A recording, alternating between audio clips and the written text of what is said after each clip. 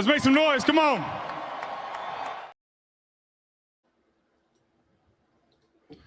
Thank you, Super Bowl MVP Nick Foles. Yes, let's make some noise. Welcome, everybody.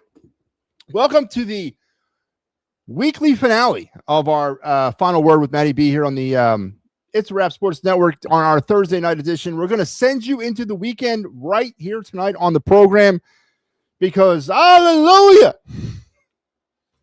we have an offensive coordinator. Philadelphia Eagles today announced Sean Mannion.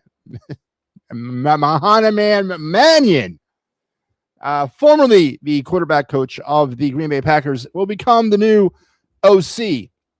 Will he or will he not have play calling duties? Well, he hasn't had them before, so will he have them now? Of course, the first question is, how do you stand on it? If you're going to ask me if I knew who the hell Sean Monahan or Mannion, how many times am I going to say Monahan? It took me about 4 months to figure out how to say Patullo. So this should be easier. But if you asked me 3 days ago who Sean Mannion was, I would be like Mr. and Mrs. Mannion's son. Because I have no idea who he is. I've maintained this stance the entire offensive coordinator drama. I don't care who it is, just as long as he can come in here and work well with Jalen Hurts. Notice I didn't say Sirianni. I said Jalen Hurts. Is this the guy? Now, if we look at Mannion, I don't know why, man. And I have a really long last name. You would think that I would be able to, after a lifetime of correcting people on how to say my last name, because B is not my last name. It's not my Christian name. But after a lifetime of correcting people on how to say my name, you'd think I'd be more adroit on proper pronunciation to others' names. But I'm not. But Sean Mannion is, the first question I have, as we'll definitely break ground into this, will probably be the dominating topic. What's the difference between him and Kevin Patullo? Anybody tell me that? I mean, if you look at the stuff side to side, it looks somewhat similar, right? I want to know if somebody else can bring something more to the conversation tonight about this, that'd be great. But right now, it looks like we hired Kevin Patullo's doppelganger as it pertains to experience, as it pertains to last position held, as it pertains his ability or his experience in play calling. It honestly looks like that we're hiring Kevin Patullo's doppelganger. And that's fine, but we already had the original. Why do you have to hire the doppelganger? And is this the right way that the Eagles should go? I'm down the middle here. I honestly am. I'm not. I don't. You could have brought in anybody. I'd be like, fine, just as long as that person can work with Jalen Hurts. I don't really. That is my only qualification for this job. But I was pretty heavy on the dark horse candidate of Philip Rivers. Now, Philip Rivers didn't serve as a quarterback's coach. He served as a quarterback up until he was about 45 years old. I don't know if we're going to go with a former quarterback. And I get it. That's maybe the difference between Patullo and Mannion. But if you're going to go with a former quarterback, why don't you go with a former perennial future Hall of Famer in Philip Rivers? So I don't know. Is this what you wanted? Is this what you signed up for?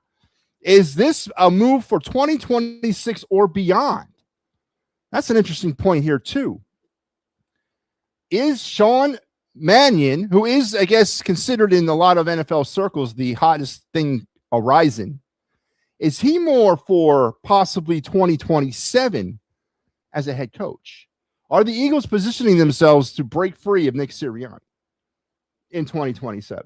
So do they pluck, the hot young riser and move him into a position within the organization now so that he's set up to easily transition into possibly being the new head coach of the Eagles? Because everything points to a one-year tryout for this guy. Because, we have this sort of tendency here that You fail as an offensive coordinator, you get fired after 1 year. You're highly successful as an offensive coordinator, and you get a head coaching job. So he has 1 year, 1 year to prove himself here. Sean Mannion, your new OC. What's up, Adam? How are you tonight? Good to see you again. Best quarterback in Eagles history, Super Bowl MVP. Super Bowl MVP. You forgot MVP in there, Adam. Nick Foles. How do you say your last name? I cannot say that for purposes of FBI identification. Not going to say that. I don't want the FBI to have the latest picture of me saying my last name. It's a matter of national security, Adam. I was a soldier for 30 years. I did some highly covert stuff. I don't want to, I don't want to give myself away. No, I'm not going to tell you that, man. It's personal. Ask Al. He'll tell you what it is. But Sean Mannion, your new offensive coordinator. Now that leaves the one area of drama handled. We got the offensive coordinator.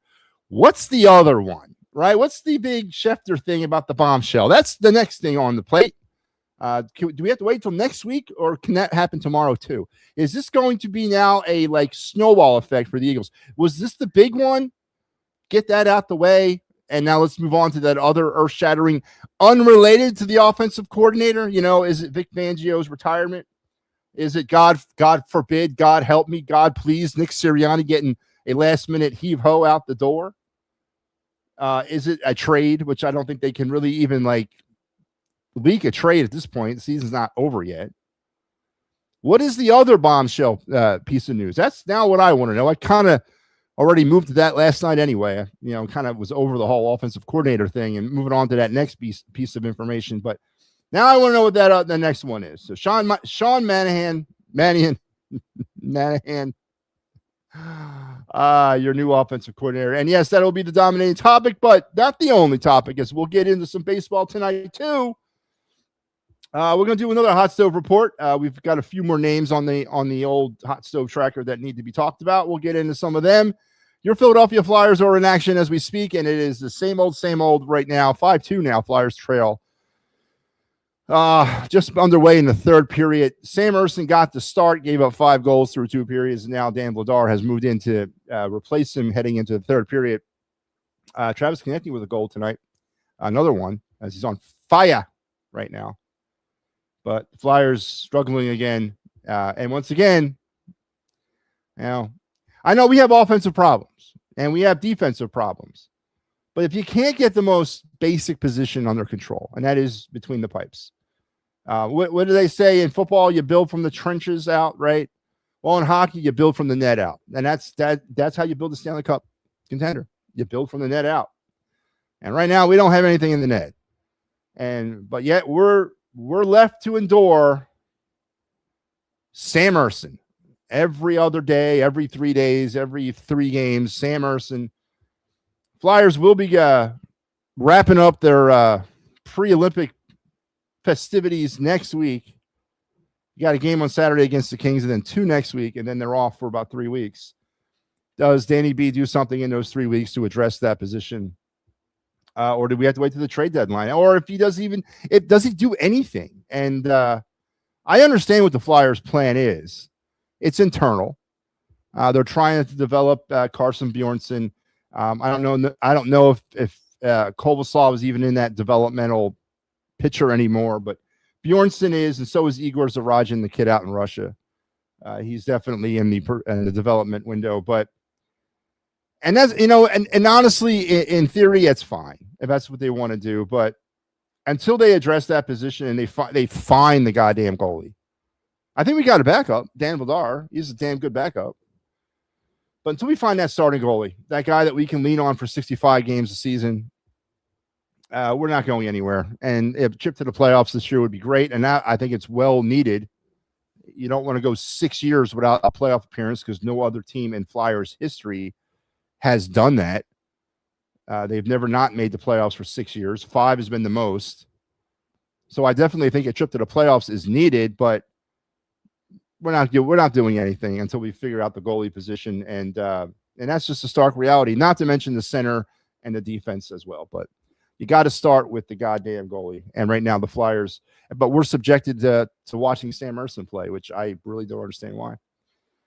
But tonight, when this thing does wrap up, if the Flyers can make a feverish comeback, which with 14 minutes to go now, I don't know if they can, we will have you on Clear the Ice. Mike Laro will be doing Clear the Ice tonight as standalone. No more twofers, as I have stepped down from Clear the Ice duties until sometime next week. I think I'm back on Tuesday against Washington. I think it's my next Clear the Ice game. So you'll have Mike Laro on Thursday and Mike or Al on Saturday. That's right, Al. I know you're listening.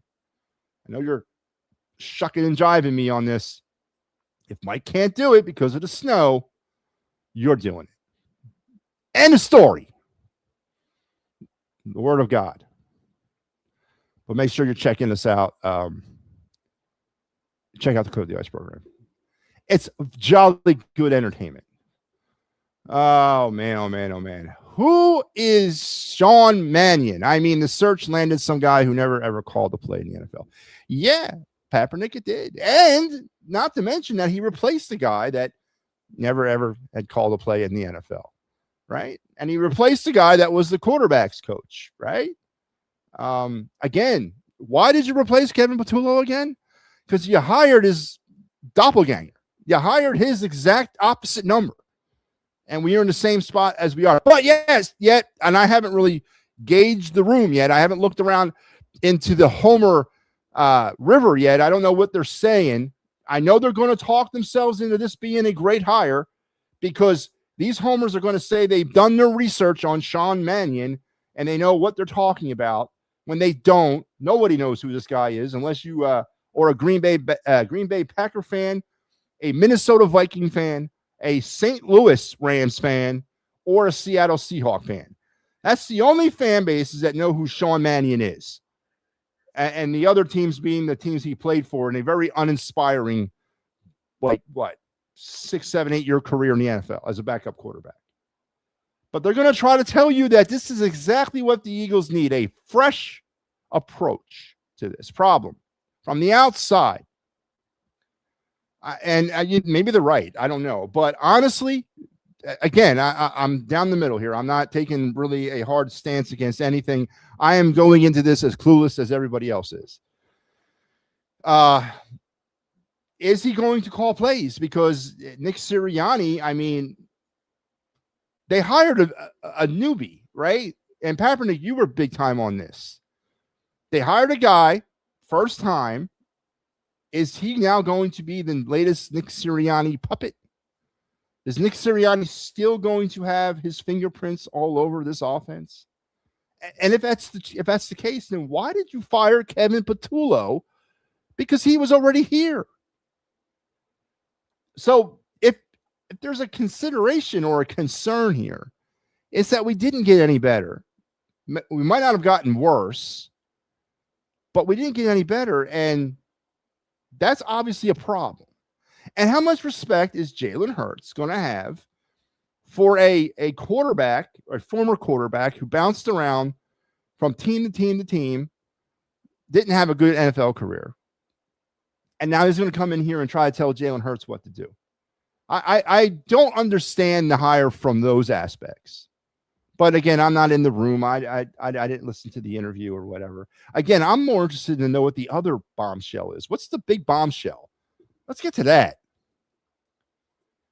This is a Sirianni written all over the call his system, as I don't see this new OC to have full autonomy. Yep. Yeah, I just said that. Bump Sam, whoever on the Flyers. I've had to endure Robbie for the last 4 years, and I'm still going. The Flyers haven't had a good homegrown goalie since Pelly and Hextall. I will give you Pelly. Matter of fact, as I've often said on this show, and rest in peace, by the way, Pelly Lindbergh, that, and I don't mean to make light of what happened to him on that November evening, early Sunday morning in November 1985, when he slammed his Porsche into the steps of that school going about 90 miles an hour. And I'm not making light of it, but I think that the last thing that came out of his mouth was, "I curse you, Flyers, for putting me here in this position." And honestly, I think we've been enduring that curse since then. You mentioned Hextall. Yeah, I mean, he was probably the only other one out of all these years that have since passed that you can honestly say was a solid, above average to good starting goaltender. And that's obviously not Daniel Barrera's fault. That's criminally negligent on the Flyers organization, as they just have not been able to develop or keep or identify good goaltenders for over 40 years.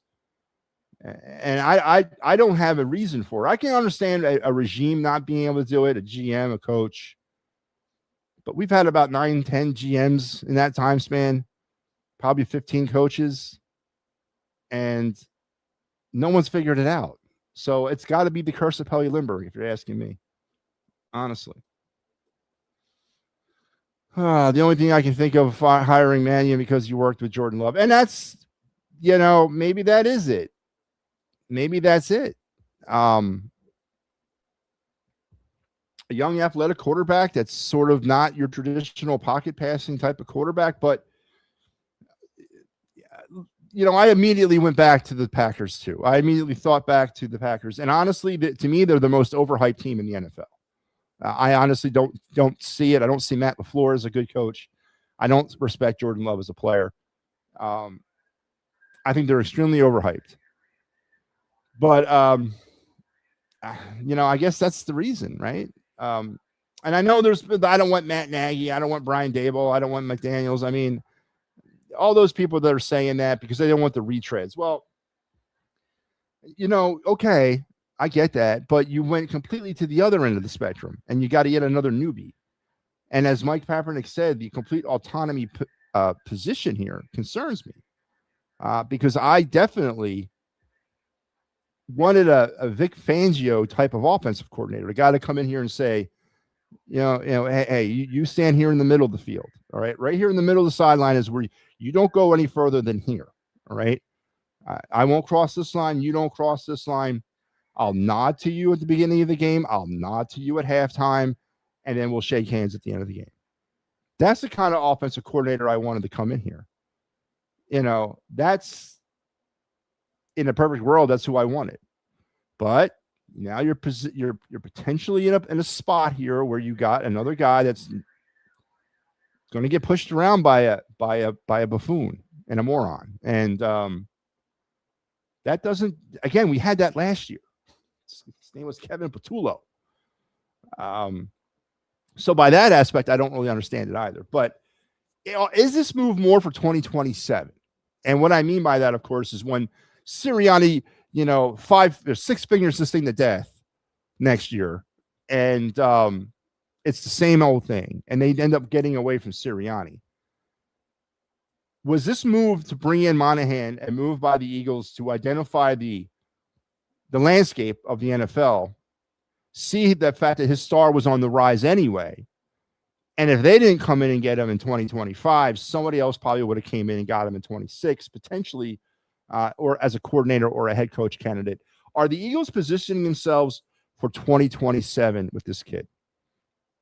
Is this more of a strategic move in that aspect, that they're guarding themselves against or setting themselves up for future considerations when they have to fire old boy, send him down along the way? Is he going to be possibly the next head coach? Or does the Eagles give him another chance under another coach? I mean, I think there's more to this hiring than just what it is, because it's very honest. It's very uninspiring. It's very, it's like ooh, wow, that's it. I'd like to believe there's something more to this as we move forward. I like Chico Resch. I love Chico Resch. First goalie to innovate the caged helmet with the hockey mask face, right? And the paint. He was really the first one to kind of marry the two together. And Ron Hextall took it to an all other level and created a revolution with that style. And of course, now every goalie wears a mask like that. But Chico Resch was the first one to really kind of innovate hockey masks or goalie masks. And when he was a Devil, he used to have the coolest mask with the red and the green. I dug that too. Now, when Resch came to the Flyers, He was kind of wrapping up, he's a competent backup, but his like starting days were kind of behind him. But yes, now he was very good, and it was a very good pickup by the Flyers. I agree. John Harbaugh's licking his chops. Yeah, he is. Yep. The NFC East. I don't know. Does this move send shockwaves through Big D? Does it send shockwaves through East Rutherford? Are they quaking in their boots in Virginia about this move that the Eagles made tonight? That's a good question. It's a very good question. I think Howie let Sirianni pick this OC so he can fire him a few games in. I mean, hopefully. So you're saying that Howie let Sirianni, there's no way in God's green earth that after 2 straight Sirianni hires that we got fired after 1 year, and Brian Johnson and Kevin Patullo, that Howie Roseman let Nick Sirianni pick this guy. There's no friggin' way. And if that's the case, one, Nick Sirianni got to be the stupidest guy on the planet, because you can see this is coming a mile away that they're setting me up. Nah, Howie, I ain't picking him. Nope. You're setting me up. I know what you're doing. I ain't picking this guy. You pick him. I don't think Sirianni's that stupid. Or is he like one of those guys where Howie says, go ahead, Nick, you can go pick the offensive coordinator, and Sirianni's like whips his head around and goes, squirrel. I mean, is that what Sirianni is? He might be. I don't know. Maybe I'm giving him too much credit. But I know if it was me, old MattyB, and Howie said, hey, Matt, go ahead and pick the next offensive coordinator. Oh, no. You ain't doing that. Fool me once. Shame on me. Fool me twice. Shame on you. Oh, no. You ain't getting me a third time. Ain't doing that. But so I don't believe that. And I hope to hell that's not what happened. I mean, we make fun of the intelligence level of Nick Sirianni, but come on, man. It can't be that bad, right? Right? I mean, he's not a monoslavic, right? I mean, he's a breathing, speaking, thinking human being, correct? I don't think he would fall for that. Yeah, maybe they do. And I've heard that already tonight. I heard somebody was saying Andy Reid wasn't Andy Reid before he came here. 100%. But we didn't hire Andy Reid to be the offensive coordinator. We hired him to be the head coach, right? And then they used Nick Sirianni as the case study. Nick Sirianni wasn't Nick Sirianni before he came here. Well, what the hell is Nick Sirianni? Don't be putting him in the same category as Andy Reid. That's disrespectful to Andy Reid. All right? Disrespectful to Andy Reid. Nick Sirianni is a buffoon. So don't use that against him. Don't even try to make that comparison. That, Nick Sirianni was some secret find. No, he wasn't, man. I heard that Doug Peterson wasn't Doug Peterson until he came. Listen, I get it. But these are all head coaches. I don't remember the last time we brought somebody in that set the world ablaze as an offensive or defensive coordinator. Maybe with the exception of Steichen. All right. I get it, and I understand this is how you build the future generation. And again, as I said, I am down the middle on this whole thing. If this is the right guy, great. I just want him to get work with Jalen Hurts and try to get as much as he can out of him. But I don't know if this guy's going to be able to do that. I really don't. And I don't see much difference between Kevin Patullo and Sean Mannion. I'll get it. I'll get it just before they fire him. I'll be able to say his name correctly. But I understand. I do.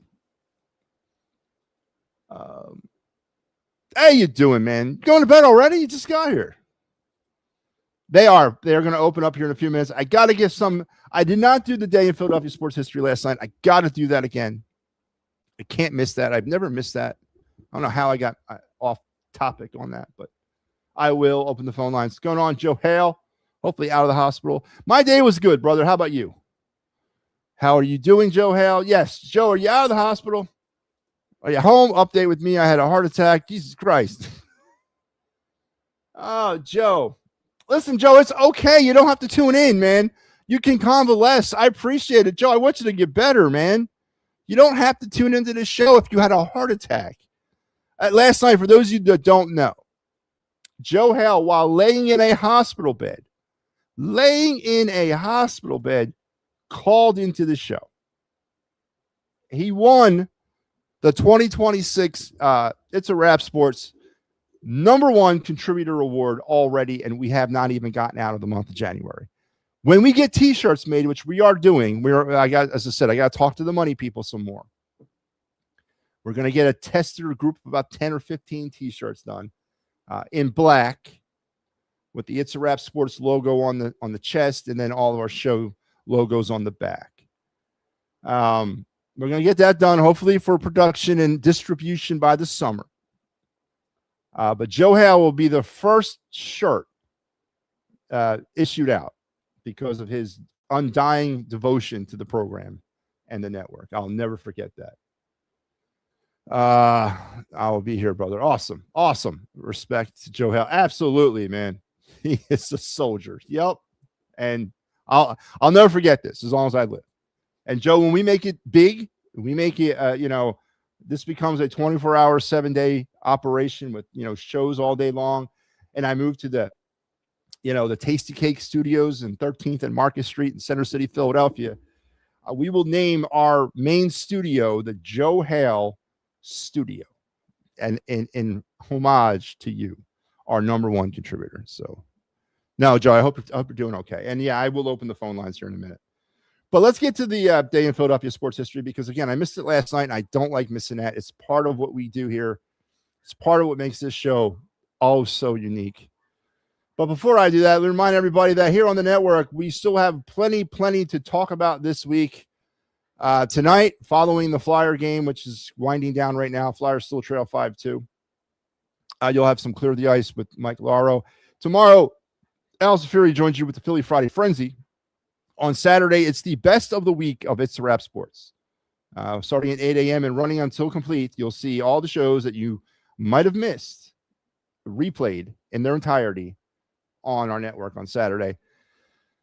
And then a little bit later on in the day, you got Flyers Kings post game. That's a day game, isn't it? I got to readjust that. I forgot about that. Flyers Kings will have post game. I'll have to readjust some of the shows.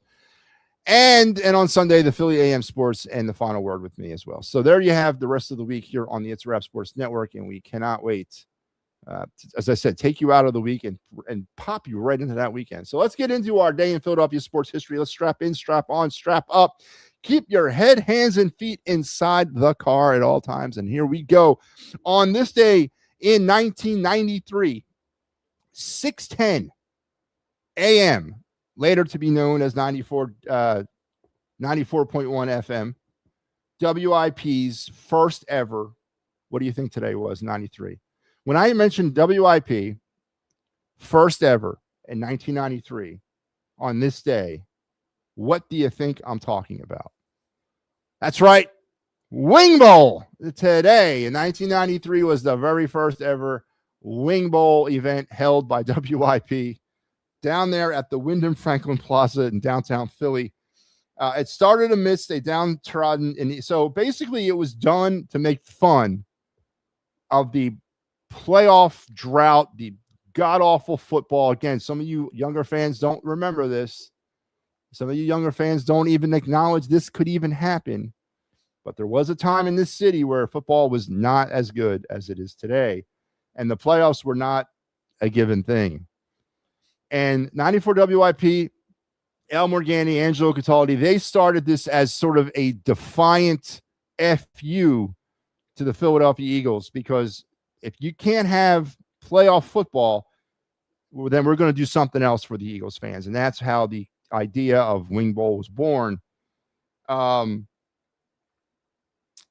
came up with, eventually became one of the competitive eating top events. So it morphed into one of the most, I guess somebody keeps track of this stuff, one of the biggest events in competitive eating. And of course it was just that, debauchery and stuff yourself with food.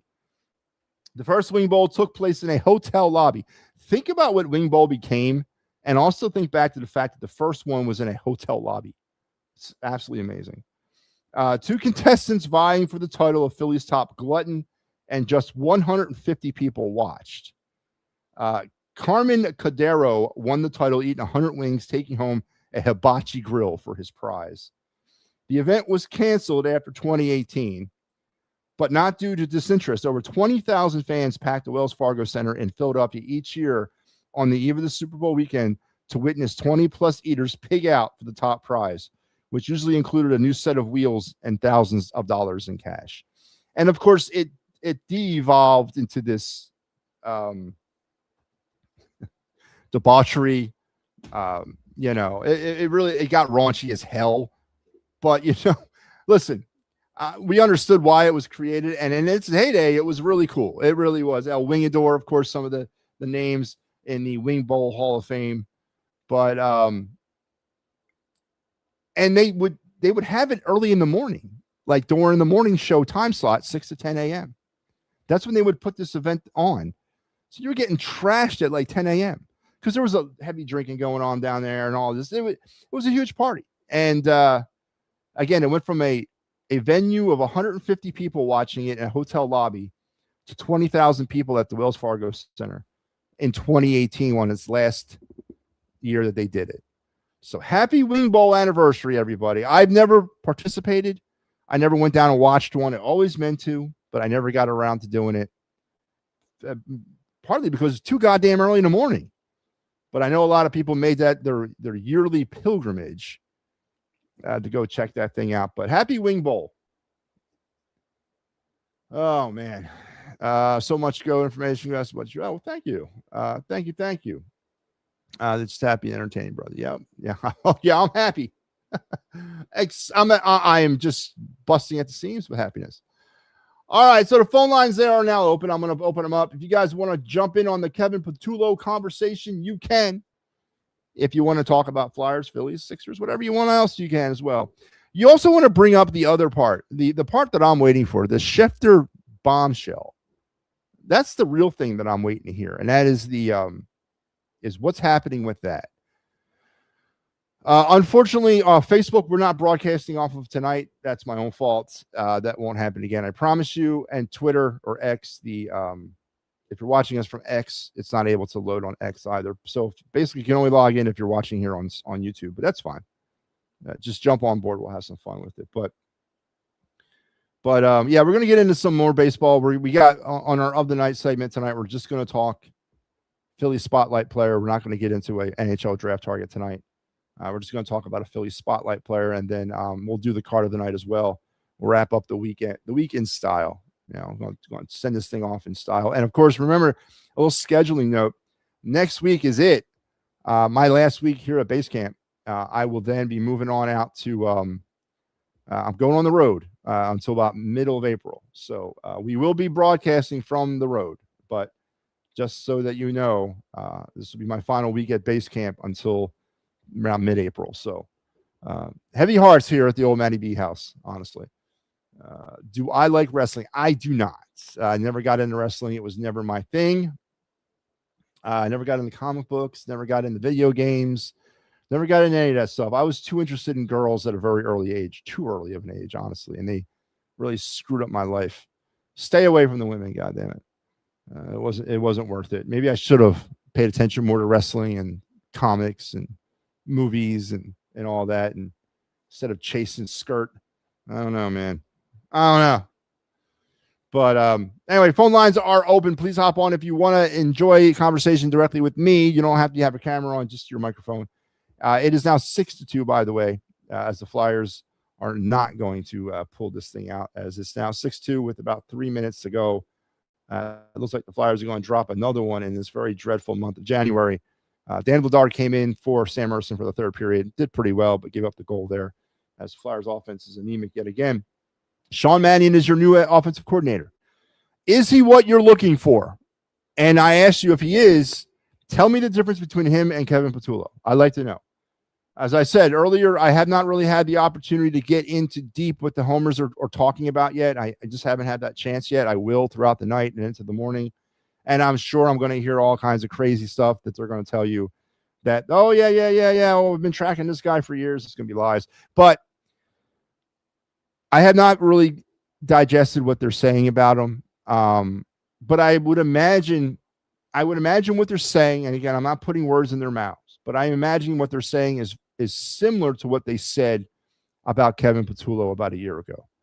I guarantee you the words different perspective, a different type of energy. Yeah, he's a first-time play caller, but maybe that's what the Eagles need. Maybe he's more relatable to Jalen Hurts. You know, the same things we heard about Kevin, or same things they told us about Kevin Patullo a year ago are going to be the same things that they're going to tell you about Sean Mannion. And the bottom line with this guy is just nobody knows, right? There is no track record. I mean, ultimately, you don't know how anybody is going to do, but with this guy, there's not even a way to even perform an experiment to find out what he's going to be like as an offensive coordinator. And we don't know what type of offensive coordinator he's going to be. And what I mean by that is he going to have play calling responsibilities? Part of the problem last year with an offense that never evolved from week 1 until week 19, to include the San Francisco 49er loss in the playoffs, was an offense that never evolved. It was an offense that was predicated and relied upon a strong, potent running game from Saquon Barkley and the offensive line leading the way, much like how the offense was successful in 2024. Unfortunately, either through injuries, the offensive line was a year older, Saquon was a year older, defense had figured out the offensive scheme when it came to Saquon. Whatever the case was, that prolific running attack, vanished early on in the season. And defenses put the onus on Jalen Hurts to try to beat them with his arm, and he could not do it, especially in the big-time games. So this offense never evolved. Now, Nick Sirianni at some point, and it came out, I guess, earlier today as well, or yesterday, that Jeff Stoutland at one point was relieved of run coordinator duties, whatever. What the hell what is a run coordinator? Run game coordinator? Is that the running backs coach? And why do you have to have a position for that? Why can't that just be the offensive coordinator handling all that? But Jeff Stoutland was apparently relieved of that duty at some point during the season. But Sirianni, and again, it's kind of come out that he sort of took over play calling responsibilities to a certain degree to help out Kevin Patullo. And obviously it didn't work. Now we're looking at a situation again. I'm down the middle. I truly, truly mean that. I don't have necessarily a hard yes or a hard no on this hire. I don't. I mean, I just want someone that's going to come in, because I don't know who the guy is. I'm not going to sit here and tell you I know anything about him, other than the fact that he's a first-time play caller, if that's what they're going to have him do. He's a former third-round draft pick of the St. Louis Rams, come out of the University of Oregon State, I believe, bounced around the NFL from 2015 to 2023, took over as an offensive assistant for Green Bay in 24, got the quarterback's coach job in 25, and now here he is at our doorstep as the offensive coordinator. So that's about the extent of what I know. I don't know anything about his style or his philosophies, because nobody does, because he hasn't goddamn called plays yet ever in the NFL level. So I'm not going to sit here and try to explain and get into the weeds about who this guy is, because I have no idea what he is. And I don't know if nobody does. Nobody knows how he is as an offensive coordinator, because he's never done it before. But obviously, if he gets along with Jalen Hurts, is all that really matters. And can he? I don't know. And time will tell. But the question is, again, didn't we already have him? And his name was Kevin Patullo. So I don't really understand the philosophy of the hiring. You might as well just kept Patullo, right? Maybe give Kevin Patullo an opportunity to be better in his second year, instead of literally going back to the drawing board at the first year with the same type of situation. So I don't know. I don't know, man. But we'll have to wait and see. So with the Flyers game wrapping up, let's bring Mike Lauro on. Hey, Mike. Hi, Matty. Thank you once again for filling in for me last night. Definitely a little under the weather there after dealing with what I had to deal with over the weekend. Yeah, I will have you guys right after MattyB at 10 o'clock for this Flyers post game. It did not go well as they're up there in Boston. They actually cut it to 6-3. I wanted to ask you, Matty. Come back. Oh, we're coming back. Yes. Yes. Might fall just a little short there, bud. Wanted to ask you a question. Sure. The Christian Dvorak goal early in the first period. Did you agree with the call? Yes. Okay. See, I didn't. I thought that it was kind of incidental that his stick got caught there, and but that's why I turned around. I was like, man, Hey, we gotta listen. Let me ask you this: how much more of Sam Ersson do we got to see? I don't know, man, but he needs to go. Honestly, listen, the Flyers' defense and offense is not shutting the world down. But how many of these games could the Flyers have potentially won if they had a different goalie? More than half. This guy right now is Swiss cheese, man. He is Swiss cheese. Like, they just shoot the puck and it finds its way in. He's bad, man. Like, I don't care. Bring somebody up from the Phantoms. I don't care. Like, Sam Ersson, like, when they come back to play the Kings on Saturday, I want to hear tomorrow that he's been optioned down the Lehigh Valley. Somebody else can at least get away. If they get in the way of half of the pucks that this guy has seen and let in, the Flyers actually have a chance here. Yeah. He's frustrating to watch, man. He is. He's really. You kind of almost, as Glenn Rivers would say, it's a scheduled loss. When you see him in net, you're going, it's a scheduled loss. Yeah, but when you're a rebuilding team, you should the words "scheduled loss" should not be in your vocabulary. When you're a rebuilding team, those words shouldn't be in anybody's vocabulary. It's such a soft ass millennial way to be on a sports team. But no, listen, I'm patient with a rebuilding team, and I am, and I understand there's other issues. We don't have a center, we don't have the number one defensive. A lot of things we don't have, but. And we don't have a goalie, and that's not news. That's not surprising. We know we don't have a goalie, but I mean, come on, man. Enough's enough. Somebody to stop the puck at least. Put Kovaslav up there, and if he can't cut it, bring Bjornsson up. Let him try it out. Then in the spring, when Zarajan comes over, slide him in there. Enough's enough. Enough's enough of Sam Ersson. It's got to go in a different direction. I'm not necessarily saying go out and break the bank and bring in a goalie from a trade.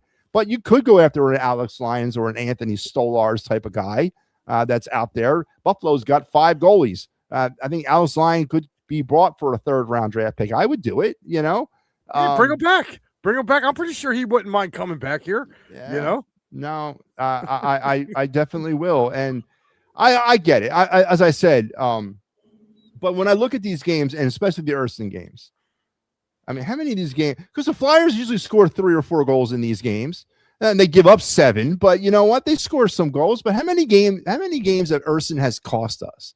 And it's not all his fault. I get that. But as you said, every time somebody shoots the puck, I'm like, it's a crapshoot if it's going to go in or not.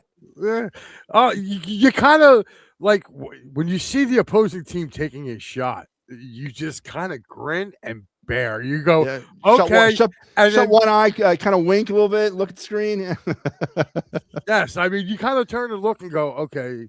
They scored. Or if he does stop it, you go, okay. Well, but again, you're right. I mean, the Flyers are putting up goals to win games. That's why I said, like, if you look at it tonight, Flyers had 35 shots on net. 35 shots on net. Yeah. Between Vladar and Ersson, they gave up 27 shots on net, and they scored on 6 of them. And that's another thing too. The other night, I think the game they lost like 7-3 or 6-1.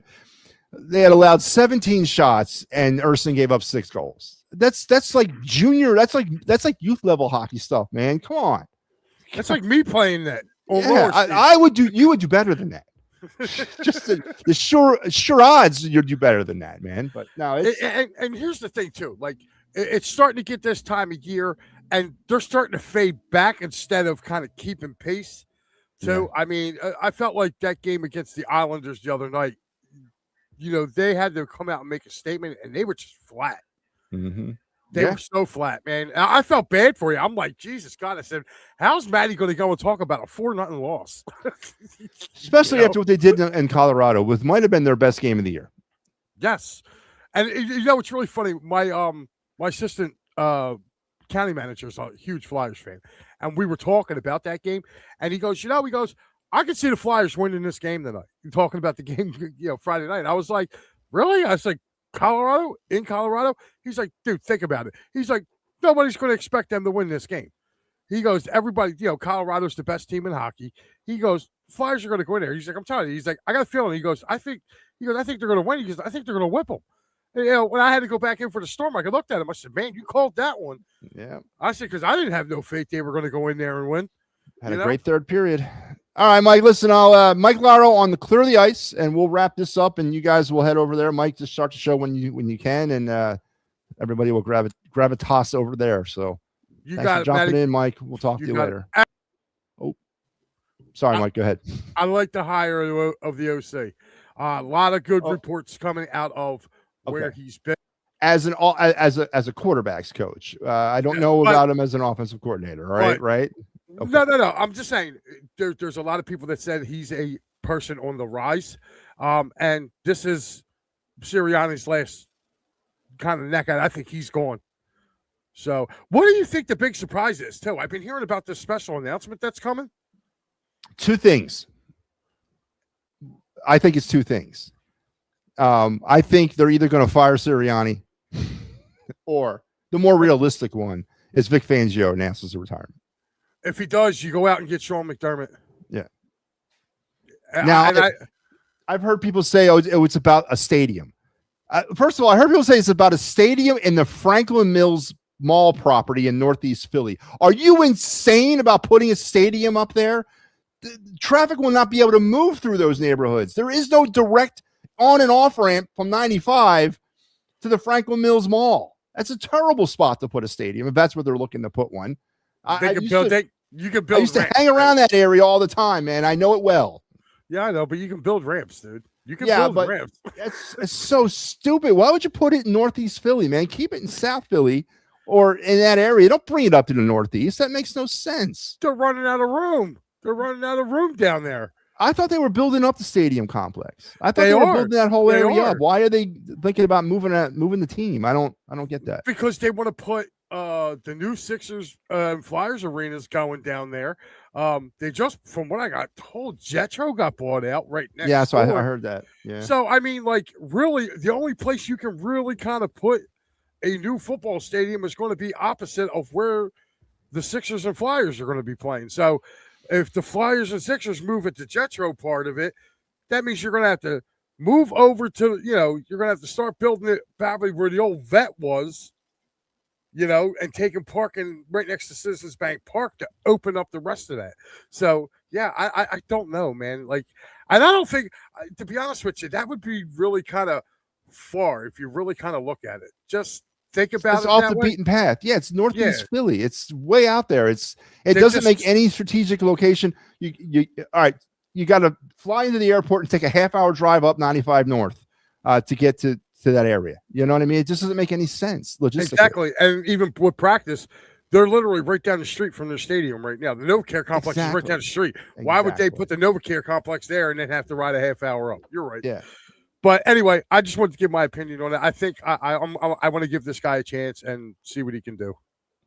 All right, well, we'll see. We'll definitely be talking more about that. And you guys, I'm sure you and Al will talk about it on Sunday. So yeah. Oh, great job last week too, man. Having Jack Fritz on. Yeah, that was fun. That was a very good show. I wish I was a part of that. But yeah, that was fun. It was good. All right, Matty. Be good, man. All right. Make sure you guys are checking out Mike Laro on the Clear the Ice program. Anytime now. I don't know, the Flyers game probably is over by now, but Joe Hale says, shouting out to Mike. Yes.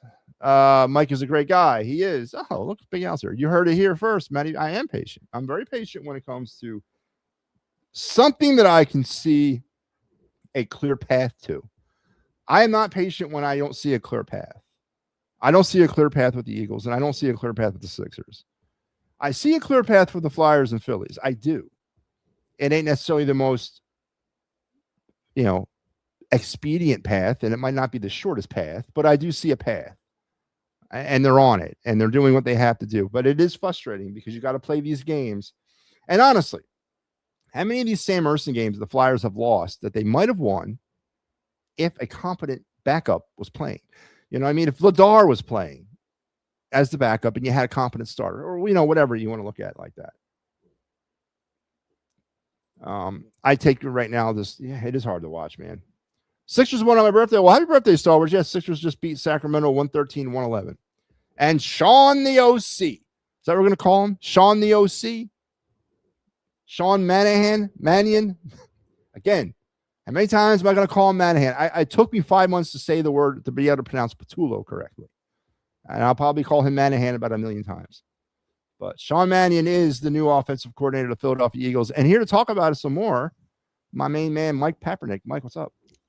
Yeah, what up, Matty? Well, I don't know who this guy is, but I mean, yeah, but that was, man, I would like to have been a fly on that wall for the last 3 weeks. And look, we don't want Dable. We don't want McDaniels. We don't want Monken. We don't want Gruden. We don't Sean Mannion. Yep. Isn't it when you see Sean Mannion and you hear about his resume and you see where he's coming from, doesn't it like sort of remind you of somebody like the guy we just fired? Isn't it like the same person? Think about it. Yeah, it is. But I mean, what they're probably thinking is he's an outsider. He has no connection to. I mean, that's a good thing. He has no connection to Sirianni at all. Like, there's no man crush. There's no connection at the hip. There ain't nothing there. And like these, like man crush. But here's the problem. This ain't a young team no more. This is a veteran team, and you're bringing a guy in who I guarantee they're saying he worked with Jordan Love, and there was another quarterback, and they're kind of similar. Him and Jalen, how they could do things and they could move, and and yeah, well. Yeah. Well, would you have been happier if a Matt Nagy got the job or a what's his name, the guy from the Giants, Brian Dable? You would have been happier about that? Kafka, yeah. Because here's why Nagy. You ready? He's coming from Andy Reid. Doug Peterson came from Andy Reid. That's why. And I know Nagy. And I said this. He crapped the bucket in Chicago, but he was with Andy. I mean, that's right there. That's the reason. Now, this guy, you know what this is? This is a panic move. Nobody wanted the job. Yeah. Oh, you're telling me Mike Kafka? I guarantee if they offered Mike Kafka a job, he'd have took it. This has got Nick. This is Howie going. I'm going to let Nick fire himself. I'm going to let Nick fire himself. You mentioned that in the chat. Nick can't be that stupid, though, can he, Papernick? Can he be that stupid? Well, listen, like I asked you a question a couple weeks ago or whatever it was between Brett Brown, Robbie, and Nick Sirianni. If they without any help, who do you trust in making a move for their team? Any type it's of impossible football to answer. I can't answer that question. Well, there you go. Well, there it is. Think about that. You got to go with Sirianni because he's the one who won the Super Bowl. But again, he fell ass backwards into that. It was the team that did it. But that's an impossible question to answer. It's impossible. That's my point. Think about that. You got this guy's how he's sitting there going, I don't have to fire him. He's going to do it himself, and I'm just. And if I'm Vic Fangio, seriously, if I'm Vic, if he's thinking about retirement, he ought to just stay because he'll get the head coaching position. And in all honesty, the Mannion hire, and Mannion is considered in a lot of circles an up and coming, a riser in the league, right? Did the Eagles make this move more for the future of 2027 and beyond than per se for next season? Is this maybe a move to kind of get him in the organization now, get his feet wet with play calling, and then really kind of worry about him after this season once the smoke clears and they move on from Sirianni? Do you think this is more of a future move for the Eagles? No, listen. I'm going to go back to what I said about 5 seconds ago. This is a panic move. And yeah, I'm telling you, this is you're think about this, Matty. Think about it. You're telling me Mike Kafka, Nagy turned down this job? Seriously? Like no. Here's what it came down to. Kafka probably wanted autonomy. Nagy probably wanted autonomy. This guy don't care because it's just basically he's just hoping to get move up. He probably got told, listen, if Nick gets fired, you might be the head coach game 2. I mean, I'm telling you, man, this is I don't know. Look, did you see the head? I saw a headline today before all this happened earlier today. It said the Eagles were considering letting Nick Sirianni call the plays next year. Yeah, I saw that too. That's why I'm thinking this is a panic move. Somebody in that organization has a brain cell and said, listen, look, we can't do this. Look, just let Nick hire somebody. He'll get fired and we can move on. That's what's going to happen. I mean, you're telling me Doug Peterson, Doug's out there. He said he would. Frank Reich was out there. Mike Kafka, Cliff Kingsbury. You're telling me like that they're stuck with this guy? This is guy. What do they think? He's Andy Reid 2.0, except in the OC position. Like he's going to come in. The initial Homer reactions have been, well, Andy wasn't Andy Reid till he got here. Doug wasn't Doug till he got here. And they said Nick wasn't Nick before they got. I'm like, whoa, that's a little too far to say anything about Nick. But that's, and listen, there is some truth to that. You know, you've got to give someone an opportunity to be something. And I got it. But as I said, I'm down the middle on this. I don't really care who it was as long as it works well for Jalen. But I just can't get away from the fact that we basically hired the guy we fired just in another body. I mean, he's got the same level of experience that Patullo had when he took the job, and yet we're expecting different results. Why? Because he's coming from Green Bay, and he's worked with Jordan Love. I don't understand. Connection. I don't right, but I don't understand that philosophy. I don't. Well, like I said, look. You said that Nick couldn't be that stupid before. No, I don't think he can be that stupid. well, didn't they say Nick Sirianni would have a say in this? Yeah, I honestly don't. If that's the case, if Howie's up there, as I said, if Howie's like, Nick, guess what, man? We're going to let you hire the next offensive coordinator. And Nick swirls around in his chair. And Nick swirls around in his chair and goes, squirrel. I mean, yeah, if that's what we're dealing with, if that's the level that we are dealing with Nick Sirianni, then this team is a lot worse than we think it is. And come on, man, he's got to at least have one brain cell to know that he's being set up, right? No, he don't, because look, listen. I read an article where they said that they should try to trade him to the Raiders. Trade Sirianni to the Raiders because they need a head coach. I was man. What are you going to get? A couple bags of peanuts or something? I don't know. What are you getting back? For Brock Bowers for Sirianni, I'd do that move. That's I would make that trade. Yeah. Give me Brock Bowers for Nick Sirianni. Listen, look. You're better off watching paint dry for you see something like that happening because you know. I think you're right. Now to get to the Phillies, did you see this? All right. This is from it's called The Good Fight, a Philadelphia Phillies community. The 2026 Phillies roster projection, number 1. I'm going to get the outfield. Wait till you hear this outfield projection. I think I saw Brandon Marsh, Justin Crawford, Adolis Garcia, and Johan Rojas is your backup center fielder. No, I didn't see that. So continue.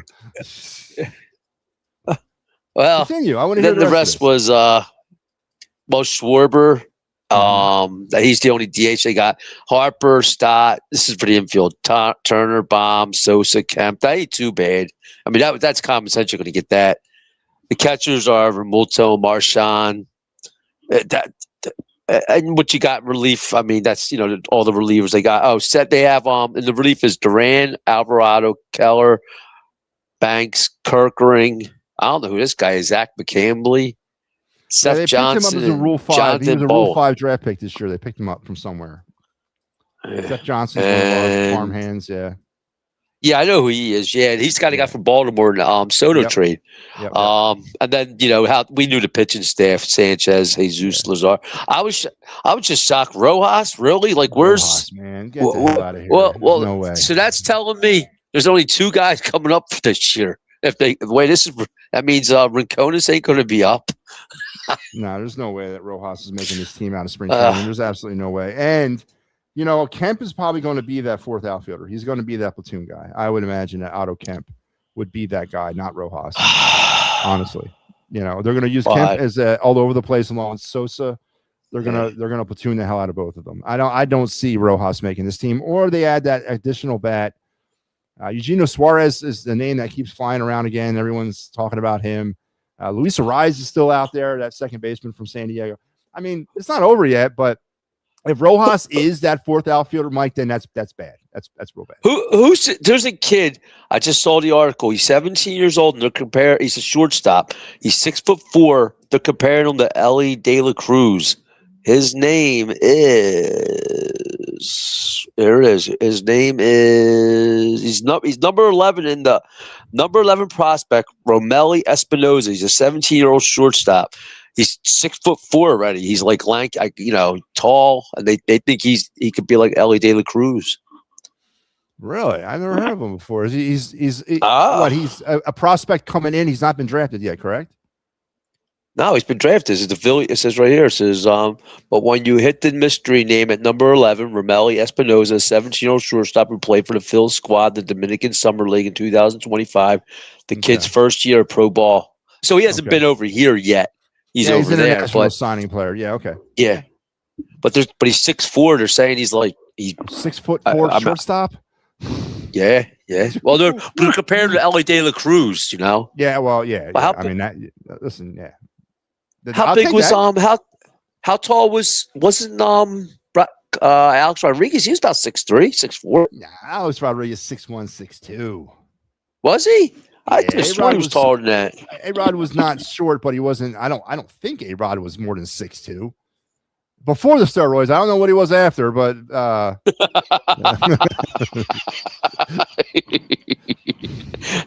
so wait. A-Rod's where's Mike Lauro? He's 6'3". He's 6'3". I gotta say this. Where's Mike Lauro? When I talk to him, how is he going to? Hey, man, I get it. He's going to give Sean Mannion a chance. Come on, man. You look. Mike, just it's the homer stuff. Mike, it's the homers. They got to do something to get them to sleep at night, and it's a disease. He's my boy.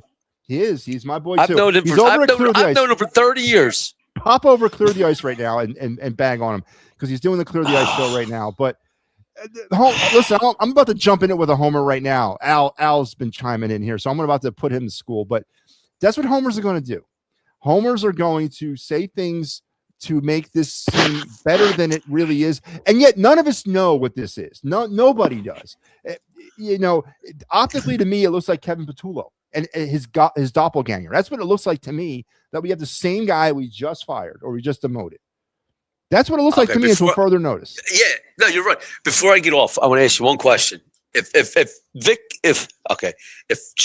Sirianni isn't fired, from this big Scheffler, that's what I want to know now, man. I want to know what that is. But here's the thing: if Fangio's retiring, if Howie hired this guy, is it going to be another a 3-month search for a defensive coordinator? They're going to get some guy who was coaching somewhere in Feltonville, Mayfair, Olney, and bring him in. He's the new defensive coordinator.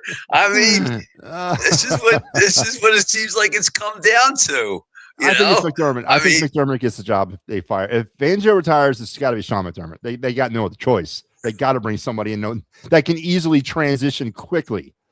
They got to. I say Rex Ryan. You know why? Like he would make no. Here's the reason why he would make Nick feel so uncomfortable as head coach.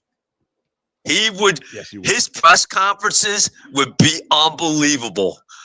Nick, he would be squirming over there, and it would be so great. I mean, Sean Mannion would be squirming. It would be. It would be great, but we're never gonna get that. So, we'll get Sean McDermott, and he'll be the next head coach. And will we be Buffalo 2.0 then? Oh boy, That's gonna be interesting. All right, man. We'll see you Sunday, Mike. Thanks a lot for a great week, brother. All right, no problem. All right, Mike Papernick, wrapping it up. A great week. All good stuff. Oh, here we go. Al's all over the place here. Sixers won on my birthday. Sean the OC. Mike had less shoveling this weekend than he will do on Clear the Ice. Yeah. I feel sorry for Mike tonight having to do that show. I don't think Vic, because they would have never let Clint take an interview or let Parker go. I think Lane announces this. And let's attack this. All right. So, Al, you're Mr. Reasonable. You're Mr. Level-headed. Everybody knows that after the season, I mean, like right after the season, someone's not going to make a decision about their future in the league, right? If Vic Fangio is at a point in his career, which he is, that is almost like year to year, right?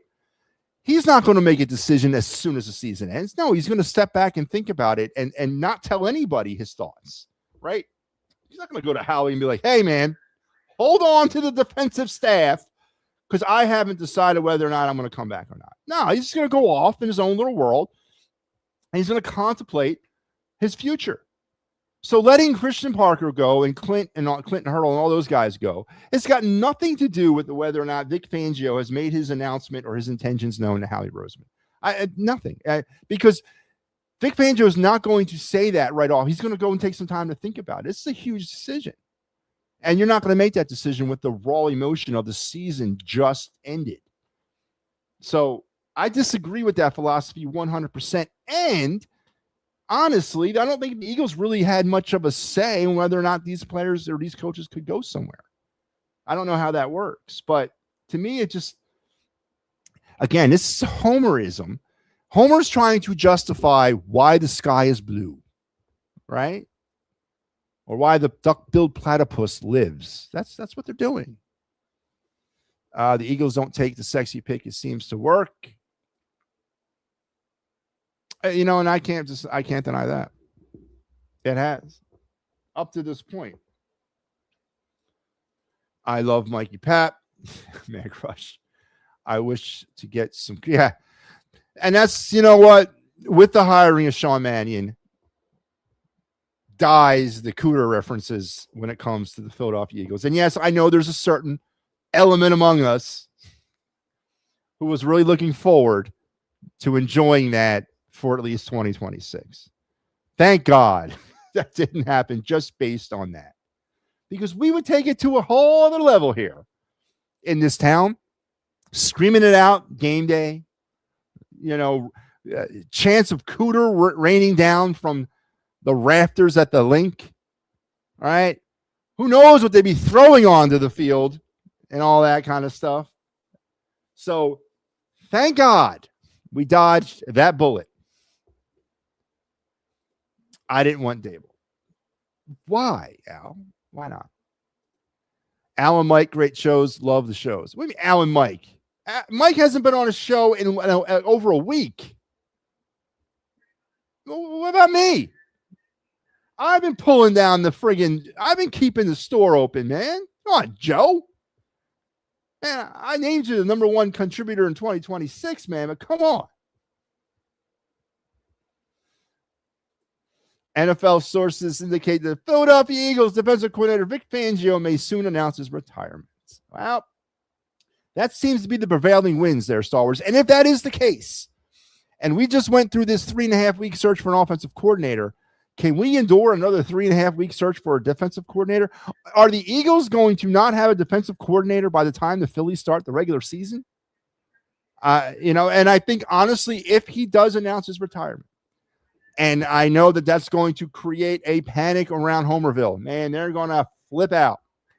They are. They're going to lose their ever-loving minds because the defense was the only thing they could hang their hats on right now. Do they bring in an unknown? Dust off your unknown defensive coordinator, your up-and-coming rising star defensive play callers, because everyone's going to be saying names that we never heard before. Or do they go with the safe pick or the safe hire and throw the world at Sean McDermott and ask him to come back to Philadelphia. I think you'd have to almost go with McDermott and beg him to take that job, if that's the case. I think anyone announced retirement, they will announce this year. This is his last year, not immediate retirement. Again, it's Homer coping. I understand. Do I know Muckbanger Brother? I do not. Giving Sean a chance. You got to give Sean a chance. You got no other choice. I'm on Lammer's side always. I hope Lamar does. Yeah, I think he does too. I've always liked Lamar. I have. That's not, Derrick Henry's a good running back, but he's never had really good wide receivers. Zay Flowers is up and down.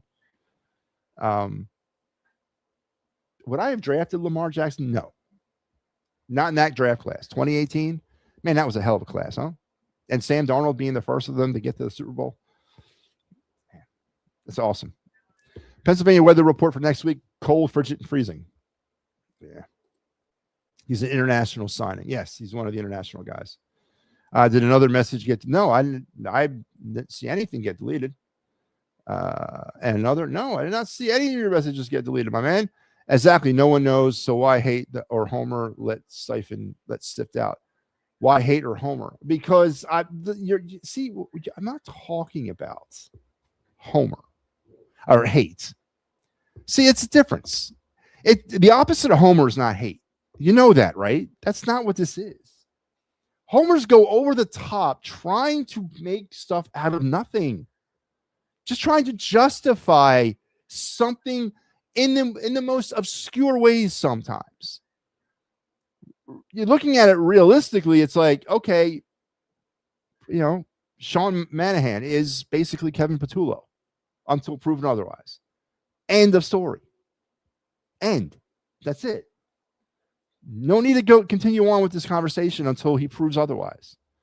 But I'm going to hear from the homers over the next 3 or 4 or 5 months about how fresh perspective coming in from, working with Jordan Love. He's, as Peppernick kind of said, no ties to Sirianni or the Eagles. He might be okay because he's just got that hunger in him. They're going to make up stuff about this guy's personal character. They know nothing about the man. That's what the Homer side stuff is, right? And the opposite of being a Homer is not being a hater. It's not. And that's another misnomer in this whole war. The opposite of being a Homer is not a hater. It's a realist. That's the opposite of being a Homer. How the Phillies' Kyle Schwarber join Babe Ruth and Mel with a history of 40 home runs in 2026. What? How's Phillies' Kyle Schwarber can join? Oh, was most home runs on as a career? I have no idea. I don't think I think he's talking to everybody. No one can delete messages but me, and I'm not deleting any messages. All right, yeah, no one's deleting any messages. I didn't see that. I'm going to do some research in Mannion. Okay. Look on his Wikipedia page. That's what I did. And that's all the research I had to do. Papernick says the Eagles needed their Vic Fangio on offense. This makes me wonder if Vic is retiring and going to San Francisco to be with a real head coach. So he's going to retire just to get out of Philadelphia and then jump back into the game. I wouldn't hate McDermott. I wouldn't hate him either. And the Eagles would have no other recourse but to do that. They'd have to go there. We're way too late in the game to give another up-and-coming defensive coordinator a shot. Way too late in the game for that. Way too late in the game. All right. We are running late. Let's get into the other night segment. We're probably going to cut it short after that because I'm not sure what's going on with the Clear the Ice. They're probably on right now. But we're going to do the other night, and then we're going to call it a night after we've checked more messages. But let's get into the other night segment. We'll save the hot stove. We'll save the card segment till Sunday. But here we go for the other night.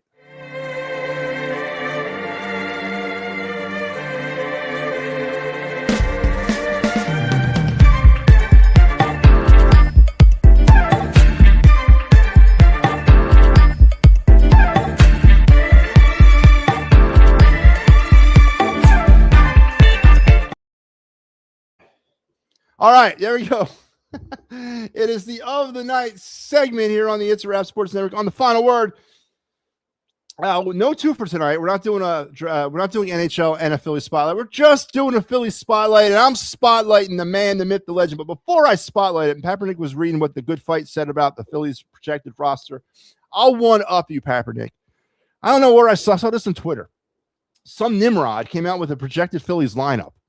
Now I'm going to try to remember this, and I think I got it. You got Turner leading off. Who the hell do you have batting? Schwarber batting second. Harper third, Stott batting fourth. Yes, Bryson Stott was the cleanup man in this guy's lineup. JT batting fifth. I think he had Real Muto at six.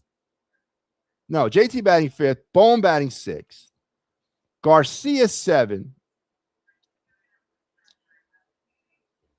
Man, that's not right. I got to find this because this thing made me cringe when I saw it. I was like, you got to be kidding me. I should have bookmarked it, but I did not. It was the most insane lineup I've ever seen in my life. When I saw Bryson Stott in the 4-hole, I almost lost my mind. I think it was this site here. Let me see. Let me bring this up.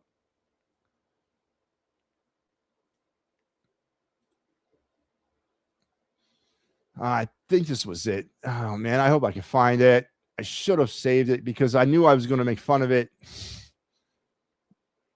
All right, I can't find it. All right, anyway, but I know I saw Stott batting fourth. And actually, I think he had JT batting eighth. Something like that. So I guess Rob Thompson's not the worst option we could have. But anyway, let's get to our other night segment here on the show. It is Kyle Schwarber, right? The man that makes the train go. The man that we had a chance to move off of in 2026, but we brought him back for 5 more years.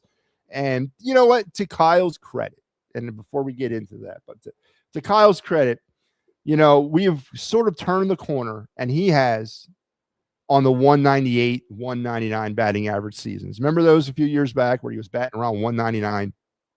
And all you were really getting was a home run out of him. He's still a home run hitter, and that's pretty much all you're going to get. But he does get on base, and he works a lot of walks, and he is a force multiplier inside that lineup. And last season was just off the chain where he was with the home runs. And he had let's bring him up. Let's bring up his pretty graphic here. 56 homers and 132 RBIs, 240 batting average, 145 hits, scored 111 runs, and had an OBP of 365.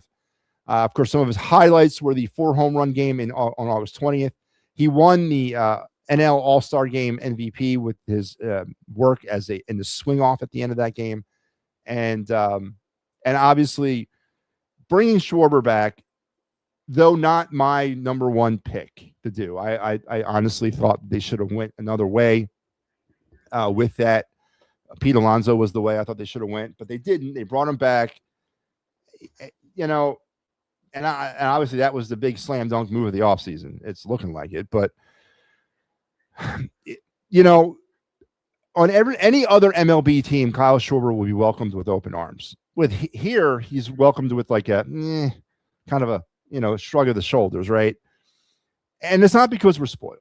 That's not what I'm getting at. What I'm getting at is the reason why we welcome Kyle Schwarber with shrugged shoulders is because we have a team consisting of Kyle Schwarber when it comes to the type of hitter that he is, right? But to Kyle's credit, he's embraced that, and he's tried to round himself into a better version of that.